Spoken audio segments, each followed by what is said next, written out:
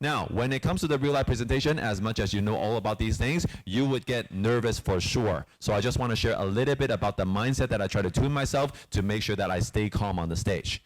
Number one, do you believe in what you're saying? Okay, I know it sounds very simple, but if you don't even understand your logic, you don't even understand your story, there is no way that you could become confident. So why do I need to start with the story flow? Because you need to convince yourself before you could convince anyone. Point one. Number two is, what is your intention? Okay, I know this might be a little bit complicated, but this is something I want to remind you. For any kind of speeches, my focus is not to convince you. My focus is not to impress you. My only focus is try to contribute positively. Okay? Think about this. For any kind of case competitions, if you focus on impressing people, you would get nervous. If you focus, you want to convince people, you would get nervous. Now, the only reason you're here, my intention, is because I love this case. I love the idea. I feel like I have some ideas that might be helpful. So that's why I want to share it with you.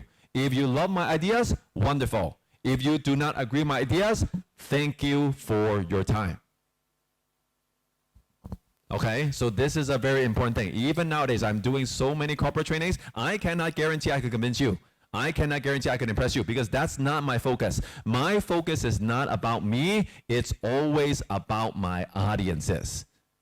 So I really want to make this clear, because whenever you're nervous, you're thinking too much about yourself. So one very simple story is when I was doing my TED Talk, I was very nervous, right? Because I'm going to go on YouTube. What if I'm going to fail this one, right? People usually don't fail on a TED Talk, so it's going to be very bad and it's going to be online forever. So what I want to remind myself is, don't focus on myself. My focus is today in the TED Talk, I have a story to share.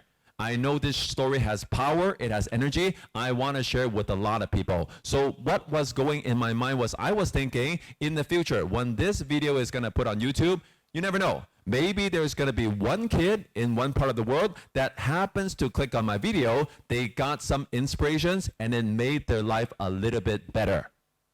That was what I was focusing on. So when you focus on contributing, you forget about rejection. When do you think about rejection? Is when you're thinking too much about yourself.